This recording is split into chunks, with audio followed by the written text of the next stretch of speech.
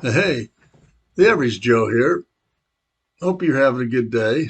Hey, today we're going to go over a few tips and tricks in the software. Go here to help topics, then go down to tips and tricks. We're going to look at specifically the mouse tips right here. So as I bring that up, you can kind of see um, I have a selector here on the screen. And I'm going to delete these pipes right here. And as I come in with the selector, if you hover around a connector, then you can make the connection. That turns that orange. And whenever you have a connector, you can right click and get back to your selector to open up properties of a component or the properties of the pipe or whatever you'd like to look at.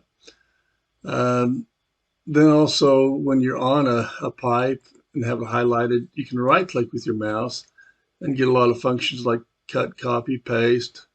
Look at the pressure drop loop. You see all the different items you can look at there. Um, Also, whenever you've connected to a pipe, if you need to terminate a connection, you just double left click and you can see that it asks you, do you want to terminate? You hit yes. So maybe you want to come to your connector up here and put a drain valve in. You can connect onto that pipe, double click, terminate your connection, and then go in and throw a drain valve in that piece of pipe. If it has a little dash line there, that means that you need to go into that pipe and make that none so it doesn't try to create any flow in that part, and then you'll see the pipe screen. So anyway, just a few tips and tricks there on that. The other thing I thought I'd make you aware of also under that help, the tips and tricks, the keyboard shortcuts. So they're easily seen there, and I'll use that you of all those that use the shortcuts. You can see all the different Control N, O, S, P, and then different alts and to rotate things. But those are real helpful in speeding up your design process. The only other thing I want to talk about today would be a lot of times engineers have little schematics like you see here on the left, a little hot water schematic with a boiler. The chiller's right down here on the left with the chilled water schematic and pumps and expansion tanks and air separators.